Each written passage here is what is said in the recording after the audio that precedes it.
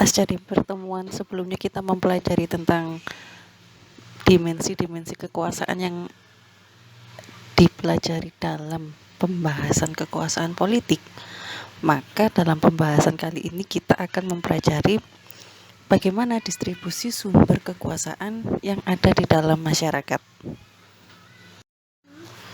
Pasca sumber-sumber tersebut rakutan atau dialokasikan ke pos-pos yang ingin digunakan, hasil dari penggunaan sumber kekuasaan ini biasanya yang pertama, individu yang dapat dikendalikan oleh si pemegang kekuasaan.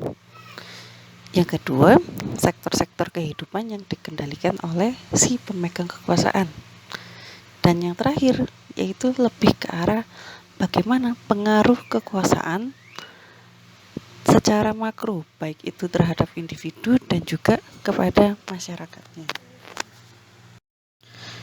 Dari segi jumlah individu yang dikendalikan,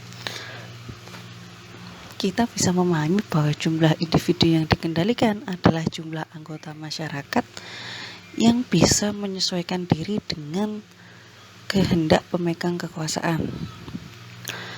Biasanya masyarakat yang strukturnya masih sederhana belum memiliki sumber-sumber kekuasaan yang sifatnya beragam, sehingga jumlah individu yang dikendalikan oleh si pemegang kekuasaan jumlahnya masih terbatas. Lain ketika menghadapi masyarakat industri yang struktur sosialnya lebih rumit, mereka memiliki sumber-sumber kekuasaan yang beraneka warna dan beraneka macam, baik itu jenis dan juga tingkatannya.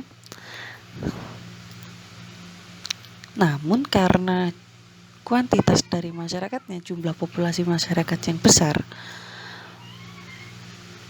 pemegang kekuasaan ini selain diuntungkan oleh jumlah masyarakat yang besar, tapi juga harus memiliki kewajiban untuk bagaimana cara mengendalikan jumlah kuantitas masyarakat yang besar ini.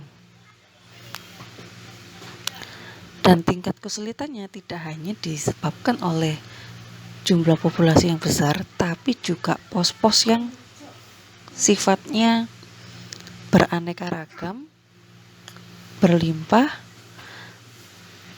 dan juga karakteristik yang ada di dalam sistem, dalam masyarakat dan juga politiknya.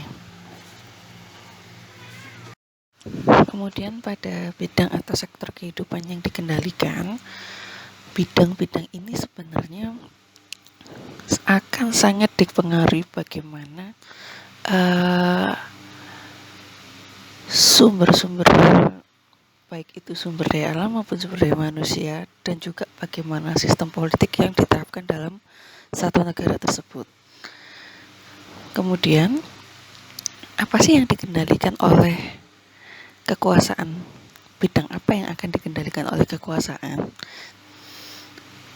Tentunya yang akan menjadi fokus bagi kekuasaan politik untuk mengendalikan sektor adalah yang berkaitan dengan, kalau kita melihat undang-undang, adalah hajat hidup orang banyak atau yang menjadi dasar suplai bagi warga negara, seperti air, listrik, kemudian kesehatan. Dan bagi negara yang menerapkan desentralisasi, adanya pembagian antara kewenangan pusat dan juga daerah untuk pengendalian sektor-sektor yang dianggap penting. Selanjutnya yaitu ke dalam pengaruh kekuasaan. Maksudnya adalah kekuasaan ini bisa mempengaruhi perilaku warga negara atau individu sampai sejauh apa. Nah, pola mempengaruhi perilaku ini kita bisa melihat sejauh mana perilaku warga negara atau individu tersebut akan dipengaruhi. perilakunya ini akan kita bisa melihat seperti bagaimana dia membuat persepsi, bagaimana orientasinya, bagaimana sikapnya. Bahkan jika pengaruhnya sangat dalam, dia akan mempengaruhi bagaimana cara berpikir dari individu tersebut.